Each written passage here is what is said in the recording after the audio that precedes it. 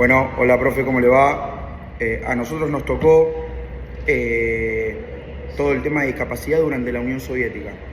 Tras la revolución de 1917 se aprobaron más de 100 leyes, las cuales no pudieron ser llevadas a cabo porque por la guerra civil, que duró desde el 18 hasta el 21, 1918 a 1921. Dificultó la implementación de estas leyes que se decretaron, pero sí se avanzó con la ley de matrimonio y familia, que protege económicamente a cónyuges con discapacidad. En base a esto, lo que destacamos nosotros es a dos personas: Alexandra Kollontai, perdón, no sé leer el nombre, quien implementó el primer sistema de pensiones para discapacitados por guerra o trabajo. Esto no solo ayudó no es que ayudó a muy poquita gente, sino que ayudó a 1.500.000 personas, lo cual le favorecía un insumo de dinero a estas personas que tal vez estaban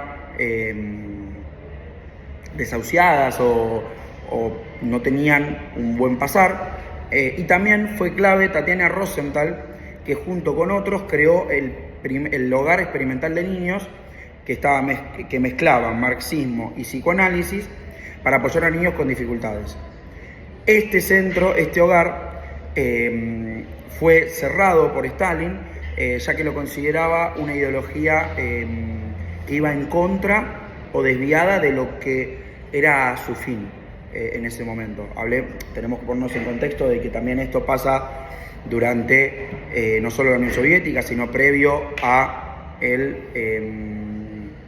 al inicio de la Segunda Guerra Mundial, con Stalin ya en el poder, después de haber venido Lenin, que subió al poder después de la Primera Guerra Mundial, con el partido bolchevique, después de la revolución bolchevique. Entonces hay que poner un poquito en contexto de eso. También destacar que un avance importante fue la red sanitaria impulsada por el médico, voy a leer el nombre porque no lo sé, Nikolai Semashko, basada en la prevención, la organización unificada y la participación ciudadana. ¿Cómo es? Este proceso influyó en la medicina socializada de otros países, no solo en la de la Unión Soviética. Finalmente, en 1936, la Constitución soviética garantizó el derecho a la asistencia en caso de vejez, enfermedad o discapacidad. Esto fue un avance importante. Esto se dio en el marco previo a la Segunda Guerra Mundial, 3 años antes de la invasión de los nazis a Polonia, y por su otra parte, de la parte de la Unión Soviética a Polonia. Esto también incluyó también pensiones vitales y tratamientos gratuitos para personas con discapacidad. Esto es importante, ya que en muy poco tiempo, teniendo en cuenta lo de la guerra civil, entre el 18 y el 21, al 36 avanzó un montón y muchas de las leyes se pudieron implementar, de estos 100 decretos, se pudieron implementar. Entonces, se llegó a un punto en el 36 donde, como se sancionó la Constitución, se podía implementar mucho mejor. A su vez, esta implementación del derecho a la asistencia en caso de enfermedad o discapacidad o de vejez tenía 3 niveles: el total, el parcial y la relativa.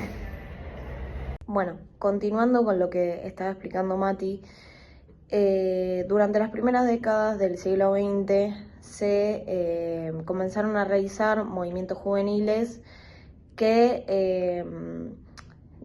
se usaron básicamente como herramientas para disciplinar el cuerpo, para fomentar las religiones, también para generar una masculinidad cristiana y para que los débiles, digamos, se logren desarrollar en base al deporte y el compañerismo, como combatir esa debilidad. Bueno, los movimientos juveniles fueron, por ejemplo, los Boy Scouts, el Batallón de Exploradores de Don Bosco.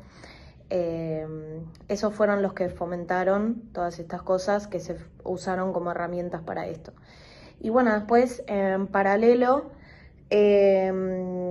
los niños que eran considerados débiles o como los indisciplinados o los delincuentes, se consideraba básicamente que eran portadores de patologías y para tratarlos básicamente habían dos enfoques, el psicopedagógico y el psicoanalítico. El psicopedagógico estaba basado en básicamente medir a través de test el retraso en el desarrollo, el retraso madurativo. Y después el psicoanalítico estaba basado más que nada en problemas afectivos que podían llegar a tener los chicos. Bueno, después este segundo enfoque, el psicoanalítico, se consolidó básicamente por Thelma Reca, que fue quien trajo como este modelo estadounidense, fue quien lo impuso.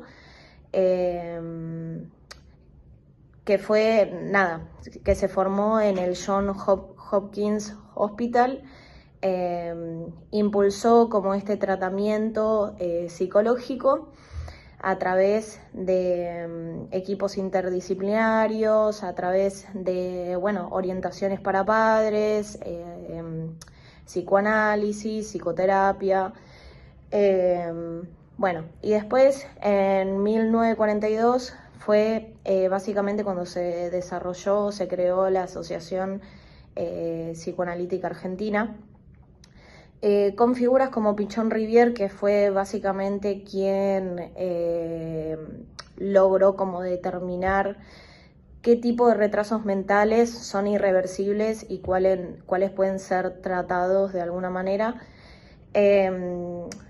Y también, Arminda Averasturi, que fue quien desarrolló el psicoanálisis argentino infantil, siguiendo también las bases de Melanie Klein. Y después, para terminar, habla de que la eugenesia positiva siguió teniendo continuidad en la Argentina, incluso durante el peronismo y todo, pero con la llegada del psicoanálisis y la expansión de todo esto, como que se le dio más importancia a eso, básicamente, y a las nuevas corrientes de salud mental comunitaria, porque básicamente reemplazaron el enfoque individualista y moralista de la higiene mental. Bien, ahora hablando un poco de lo que es la educación en Argentina, vamos a retomar a principios del siglo XX, donde apareció una figura muy importante que fue la de José María de Ramón Mejía, quien impulsó un montón de ideas nacionalistas en el sistema educativo en esa época. Él en 1908 fue decretado presidente del Consejo Educativo Nacional en Argentina. Y a partir de 1910 comenzó como a implementar estas ideas. Por ejemplo, creó el Monumento al Maestro, el Museo Histórico Escolar y un montón de concursos para fomentar el patriotismo en los niños. Pero yendo un poco más a la parte psicológica, si se quiere, a la psicología educativa, los famosos test, a diferencia de Estados Unidos, no buscaban saber cuáles eran las pequeñas diferencias individuales entre cada niño, sino lo que buscaba era cuáles eran los niños normales y los niños anormales, que se decía que en esa época tenían anormalidades infantiles, para después ver cómo no implementarlos, sino cómo incluirlos en el sistema educativo, que tenías tres tipos de anormalidades. Tenían los niños con anormalidad leve, que eran niños educables, se les decía; los niños con anormalidad infantil severa, que eran niños que por lo general no eran tan educables o no los educaban; y que se decía que no tenían tendencia a mejorar sobre esas anormalidades. Y después tenían las anormalidades que mostraban debilidades infantiles, que se decía que estas debilidades venían de parte de enfermedades o de malnutrición. Después tenías, en 1924 se crearon la visitadora escolar, que estaba formada en higiene escolar y que esta se buscaba separar a los niños normales de los anormales en las escuelas. Se buscaba separarlos porque decían que estos niños anormales perjudicaban la educación de los niños anormales y eran potenciales delincuentes a futuro.